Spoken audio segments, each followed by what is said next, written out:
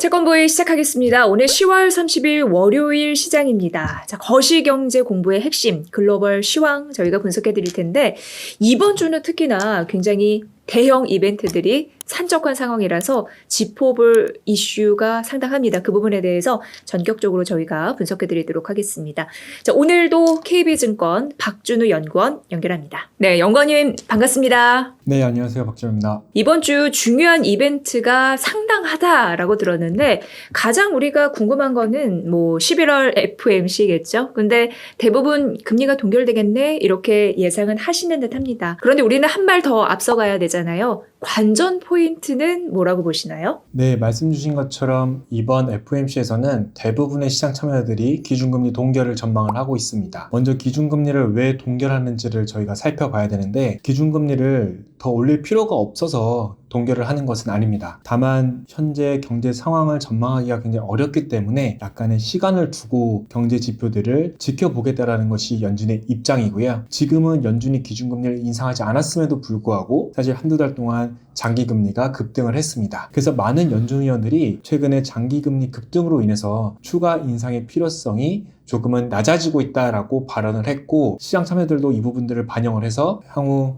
기준금리 인상 기대는 상당 부분 낮아진 모습입니다. 다만 저희가 중요한 것은 사실 기준금리 동결 기조가 이어짐에도 불구하고 장기금리가 급등했잖아요. 그 원인을 또 살펴보면 결국에 기준금리를 동결은 하지만 내년에 인하 기대는 계속 낮게 형성되어 있는 상태입니다. 한 3-4달 전만 하더라도 내년에 기준금리를 100bp, 200bp까지 인하할 수 있다는 전망이 컸었지만 지금은 내년에 한 3에서 4배 정도 인하를 하면 충분히 많이 한 거다라는 인식이 형성이 되어 있습니다. 당연히 연준은 내년에 현재 기준금리보다 25bp 정도 낮은 수준으로 기준금리를 전망을 하고 있기 때문에 여전히 연준은 매파적인 기조를 유지하고 있다고 저희가 해석을 할 수가 있겠습니다. 그래서 이번 FOMC에서는 기준금리 동결은 사실은 깜짝 인상을 하지 않는 이상 크게 중요한 부분은 아니고 지금 연준 위원들이 현재 경기와 물가 상황에 대한 판단 그리고 내년의 기준금리 인하 가능성을 얼마나 열어둘 것인지가 키포인트가 될 것이라고 생각합니다. 사실 지금 당장 연준이 인하에 대해서 어떤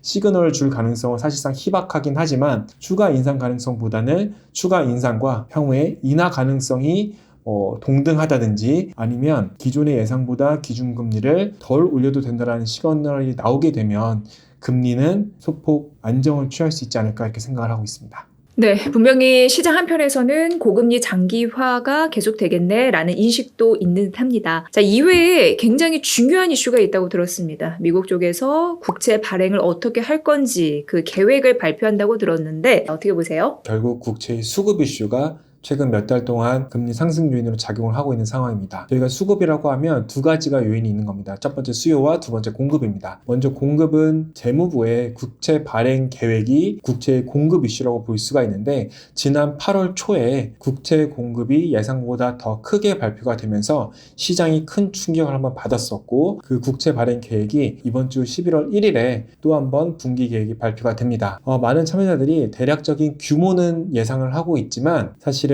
만기가 어떻게 구성될지에 대해서 굉장히 촉각을 곤두세우고 있는 상황입니다. 국채 발행 규모보다도 만기가 더 중요한 이유는 단기채보다 중장기 채권이 많이 발행될수록 시장 입장에서는 부담으로 느껴지게 되고 금리 상승 요인으로 작용할 수 있기 때문에 그렇습니다. 공급 이슈는 결국 국채 발행 계획이라고 한다면 수요는 여러 가지 측면에서 볼 수 있지만 국채 입찰이 대표적인 수요 이벤트입니다. 지난주에도 미국 국채 5년과 국채 7년물 입찰이 있었는데 국채 5년물이 굉장히 저조한 수준의 수요를 기록을 하면서 그 당시 수요일 날 미국 금리가 급등을 하는 모습들이 관찰이 됐습니다. 다행히 그 다음날 있었던 7년물 국채는 높은 금리 상황에서 수요가 몰리면서 금리를 끌어내리는 역할을 했는데 여기서 저희가 알 수 있는 사실은 아직까지 어떤 국채 수요에 대한 정확한 판단이 굉장히 어렵다는 거고 저는 내년으로 가더라도 사실 이 국채 수급의 불확실성은 계속 큰 상태가 지속될 걸로 보고 있습니다.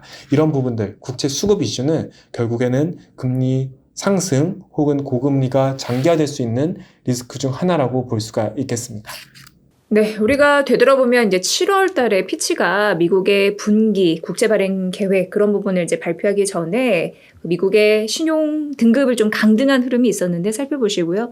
이번에 이제 수요와 공급 차원에서 특히나 이제 만기 구조를 확인하는 게 중요한 포인트다라고 짚어주셨으니까 참고를 해보셔야 될 것 같습니다. 자, 이제 뭐 전쟁 우려는 있지만 미국 지표들이 서프라이즈를 좀 기록하고 있어서 이도 주목할 만한 부분이라고 생각이 되는데 자, 어떻게 보시는지 왜냐면 이제 미국의 국채 금리가 다시 상승 압력을 받고 있는 듯한 느낌은 있어서요. 우리가 확인해 봐야 할 그 경제 성장 지표는 뭐가 있을까요? 네, 지난주에 3분기 성장률이 발표가 됐었습니다. 사실 이번 3분기 GDP는 그 어느 때보다 사람들 관심이 높았는데 왜냐하면 이 지표가 발표되기 전에 여러 기관들에서 추정치를 발표를 합니다. 근데 그 추정치가 저희가 기존에 예상했던 것과는 거의 비교가 안 될 정도로 높은 수준으로 추정을 하고 있었고 정말 성장률이 그렇게 높은 수치가 나올 수 있을까라는 관심이 집중이 됐던 지표였습니다. 이번에 GDP가 실제로 전기비로 연율 4.9% 성장을 하면서 시장 예상치를 상회를 했고 2021년 4분기 이후로 가장 높은 성장률을 기록을 했습니다. 이 성장률이 지속적으로 서프라이즈를 보이고 있는 상황이다 보니까 말씀 주신 것처럼 금리가 내려가지 못하고 5% 부근에 현재도 머물러 있는 상태입니다. 결국 이 성장률이 좋다라는 것은 그 중에 주요 항목 중에 하나인 개인 소비가 여전히 견조하다는 것을 저희가 확인할 수가 있었습니다. 개인 소비가 전기비 상승률의 기여도가 2.69%포인트로 전체 성장률의 절반 이상을 기여도를 기록을 한 것을 저희가 확인할 수가 있었고 결국 미국 경제가 둔화되기 위해서 다르게 말하면 연준이 기준금리 인하 시그널을 보이거나 장기금리가 본격적으로 하락하기 위해서는 이 소비 둔화가 선제 조건으로 확인이 되어야 그러한 시나리오가 가능할 것으로 보고 있습니다. 저희는 아직까지는 고금리와 고유가 여파에도 불구하고 개인 소비가 견조하다고 판단을 하고 있고 내년 1분기 정도까지는 이러한 견조한 소비 흐름이 이어지지 않을까 이렇게 보고 있습니다. 네, 연구원님이 말씀하신 대로 소비 둔화가 되는지 그 지표를 쭉 추적을 해봐야 되는데 미국 소비자들의 지출은 좀 계속되고 있는 것 같아서요. 물가 압력 요인이라서 굉장히 중요하죠. 저희가 대표적으로 제조업 심리 중에 하나를 PMI 지수를 보게 됩니다. S&P에서 발표한 제조업 PMI는 10월 달에 50포인트를 기록을 하면서 예상치를 소폭 상회하는 모습을 보였습니다. 그 전까지는 불확실성이 워낙 크다 보니까 기업들의 신규 주문이 굉장히 낮게 형성이 되어 있었지만 점차 경기가 침체로 쉽게 빠지지 않겠다라는 그런 기대감에 의해서 제조업의 신규 주문이 상승을 하고 있는 상황입니다. 이런 것들은 결국 다 소프트 랜딩 기대를 뒷받침하는 요인이고 미국의 소비도 견조하게 지속될 수 있는 요인 중에 하나입니다. 이 개인 소비 지출이라는 것이 사실은 여러 가지 데이터로 확인을 할 수 있지만 가장 광범위한 지표는 지난주에 발표된 개인 소비 지출 PCE라고 하는 데이터입니다. 이 PCE 데이터를 보더라도 사실 2015년에서 19년 동안의 어떤 추세선, 팬데믹 이전에 한 5년 동안의 추세를 큰 폭으로 상회를 하고 있는 상황이기 때문에 아직까지는 소비가 꺾인다고 보기가 힘들고 말씀 주신 것처럼 이게 결국 인플레이션과 연관이 있습니다. 연준은 인플레이션이 낮아져야 긴축 모드를 조금 완화할 수 있다고 표현을 하고 있는데 연준이 판단하기에 인플레이션이 낮아지기 위해서는 결국 이러한 소비가 둔화되는 것이 또 먼저 보여야 인플레이션도 결국 2% 목표치로 돌아갈 수 있다는 확신을 연준 위원들이 할 수 있는 상황이라고 봐주시면 되겠습니다.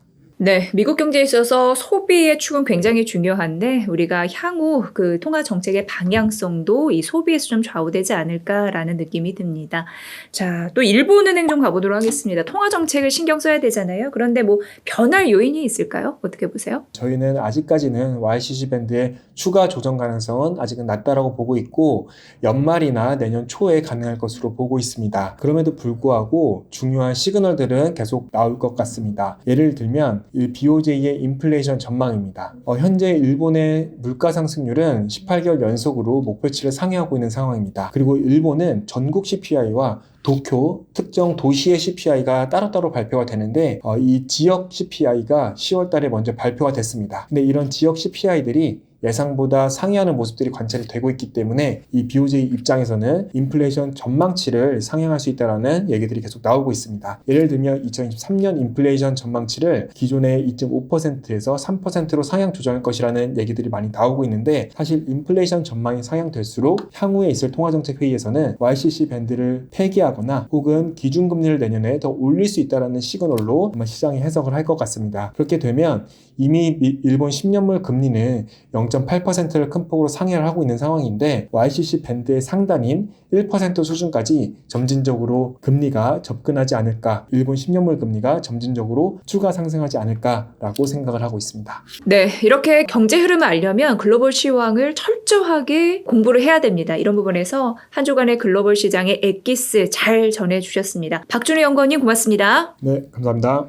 네, 여러분 이번 주에 상당한 이벤트들이 예고되어 있습니다. 특히나 11월 FOMC 이 부분이 중요한데, 저희가 목요일 날 공동락 대신증권 부장님을 모시고 11월 FOMC를 전격 분석해 드릴 테니까 놓치지 말고 꼭 콘텐츠 시청해 주시면 될 것 같습니다. 저희는 채권으로 경제적 자유를 누리는 그날까지 최선을 다할 것을 약속드립니다. 자, 한 주간 시작 아주 잘 해보시면 좋을 것 같고요. 늘 채권부의 식구님들을 응원합니다. 시청자 여러분의 구독의 힘이 채권부에게는 큰 힘이 됩니다. 기존 영상과 추천 영상에도 좋아요 부탁드립니다.